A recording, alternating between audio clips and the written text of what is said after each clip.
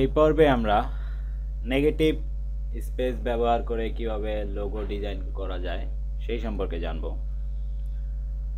Negative space বা positive space এই সম্পর্কে বিস্তারিত জানতে অবশ্যই আপনি গুগলে সার্চ করে দেখতে পারেন। তবে আমি সংক্ষেপে যেটি বলে দিচ্ছি সেটি হচ্ছে, আমরা যেই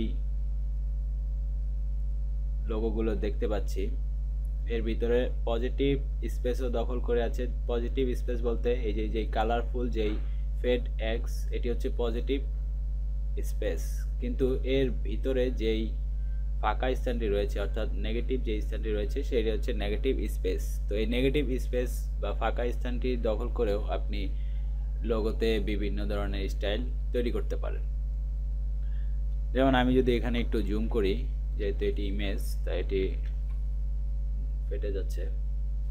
এখানে দেখুন ফেড এক্স এর ভিতরে ইএক্স এর ভিতরে একটি অ্যারো চিহ্ন রয়েছে, অর্থাৎ এর মাধ্যমে এই লোগোটির কার্যক্রম বোঝাচ্ছে। ঠিক একইভাবে এখানেও দেখুন এই সাদা স্থানটি অর্থাৎ নেগেটিভ স্পেস দিয়ে এই পান্ডাটির চিত্র অঙ্কন করা হয়েছে, লোগোতে স্থান দেওয়া হয়েছে। একইভাবে এখানেও এই চ্যাম্পিয়ন লিগ, তারপর এখানে দেখুন একটি সি গার্ল রয়েছে যেটি বি এর মাঝখানে রয়েছে। সবগুলো লোগোই ঠিক একইভাবে এখানে নেগেটিভ স্পেস ব্যবহার করে করা হয়েছে। তো চলুন আমরাও এরকম কিছু লোগো তৈরি করার চেষ্টা করি। এখানে আমরা কিছু লোগো দেখতে পাচ্ছি যেগুলো আমি আগে তৈরি করে রেখেছি। খুবই সিম্পল কিছু ডিজাইন দিয়ে এই লোগোগুলো করা হয়েছে। আমরা যদি এই লোগোগুলোর দিকে খেয়াল করি, যে প্রথমেই আমরা এই লোগোটি দেখি, খুবই সিম্পল একটি শেপ তৈরি করা হয়েছে এলিপস টুলের মাধ্যমে। তারপর সেটার উপরে একটি টেক্সট সিলেক্ট করা হয়েছে যেটি সাদা কালারের, অর্থাৎ এটিও একটি নেগেটিভ স্পেসের ব্যবহার। এরপরে আমরা যে লোগোটি দেখতে পাচ্ছি সেটিও খুবই সিম্পল, একটি রেক্টেঙ্গল টুলের সাহায্যে একটি স্কোয়ার করা হয়েছে, তার উপর একটি টেক্সট লেখা হয়েছে। এরকম লোগো আপনি দেখতে পাবেন।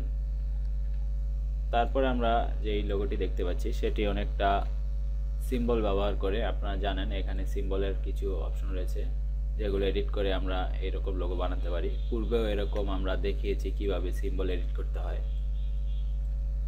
এরপর আমরা যদি একটু জুম আউট করি, এখানে দেখুন একটি ফুলের শেপ তৈরি করা হয়েছে এবং এই শেপের মাঝখানে যেই সাদা অংশটি রয়েছে সেটি তৈরি করা হয়েছে প্যাথফাইন্ডার টুলের সাহায্যে।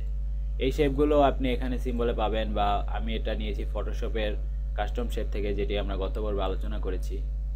তারপর সেটি এখানে এবং এই দুটি একসাথে সিলেক্ট করে এখান থেকে এই এক্সক্লুড অপশন ক্লিক করলে আপনি এরকম একটি ইফেক্ট পেয়ে যাবেন।